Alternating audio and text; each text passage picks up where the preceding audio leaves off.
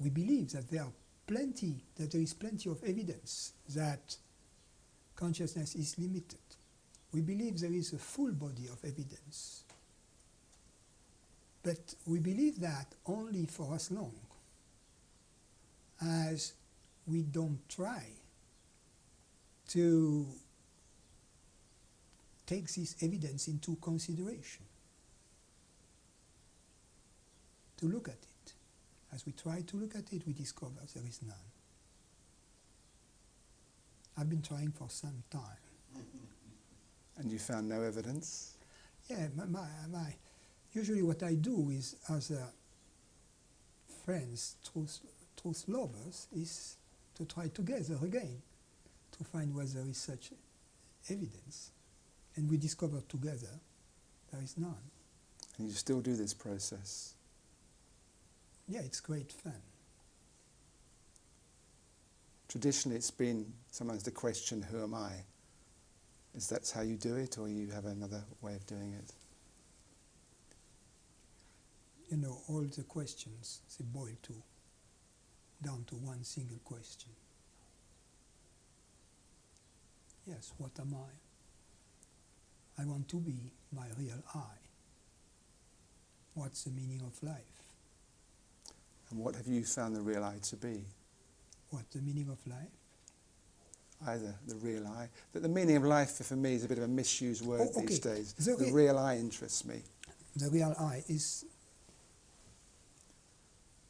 if we look at our experience, everything we know, what I could call our human experience, everything we know it either as a thought or as a sensation in the body, or as an external sense perception, something we hear, something we see.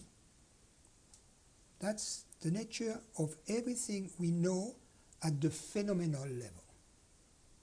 Now, our experience is comprised of two sides, if you will. On the one hand, this phenomenal side. On the other hand, the consciousness that knows, right? That's all there is to our experience. That which is known, that which knows. Now, since, and also, there is, beyond the shadow of a doubt, an element of reality to our experience. If I would come to you saying, your experience is a complete illusion, it's non-existent, you would say, wait a minute. In my experience, there is something rather than nothing. What I perceive may be a dream.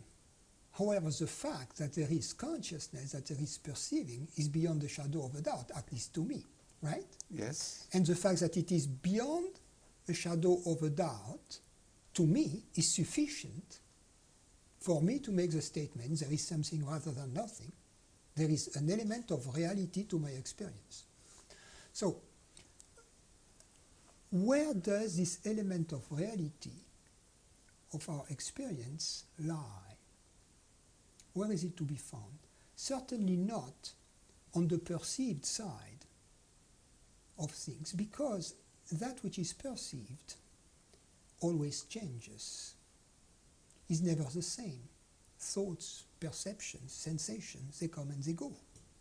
Since they are not lasting, they are impermanent.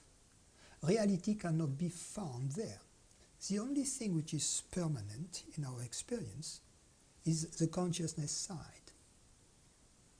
Therefore, the reality of our experience, the centrality of our experience, the core of our experience, is the consciousness. It is that which you call I, or the self. So I, or the self, is the reality of our experience.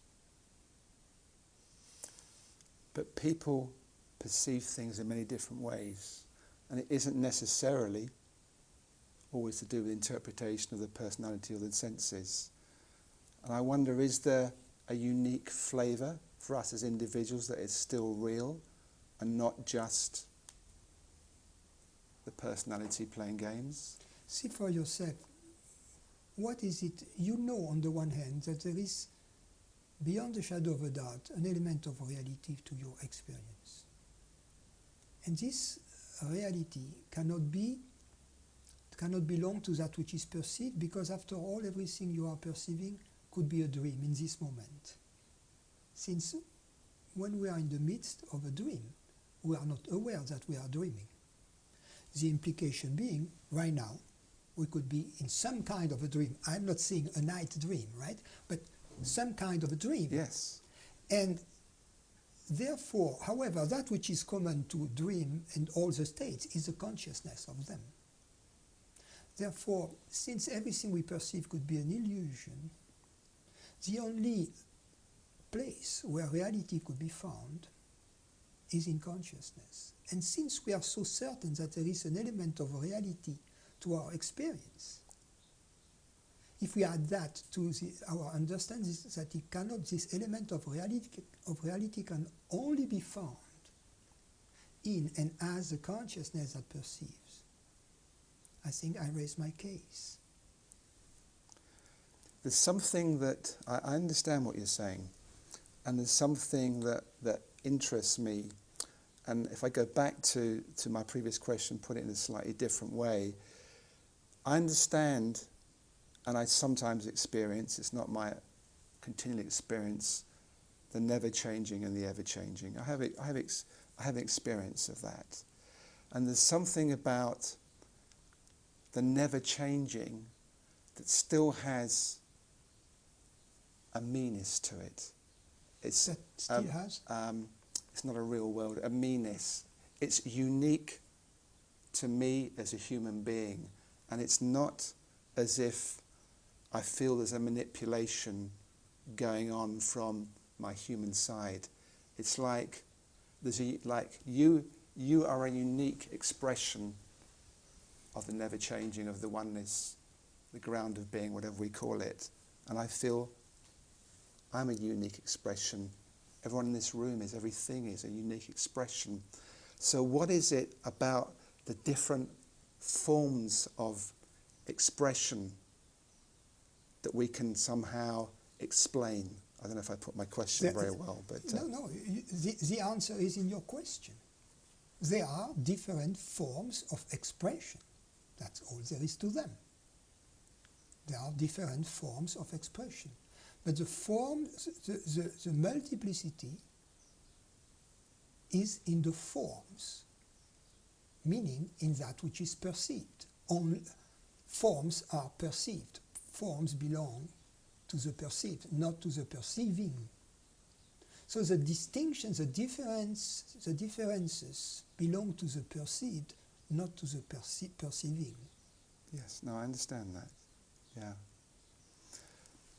We touched on a little bit about your life last night. I know you don't want to go into a lot of personal details, but I'd just like a little bit of an outline of how you first got interested in, let's call it a spiritual journey, or we can call it the search for the truth. I know that reading Jiddu Krishnamurti really touched you and was somehow a catalyst for you on your journey. I think everybody gets interested at some point, in some way. Some people are born, they are born mystics. They are born with a love for the absolute stamped at the deepest of their being. Others have to go through some kind of absolute failure in their attempt to secure happiness, applying the recipes they have inherited from their parents and from society. That was my case, the second case.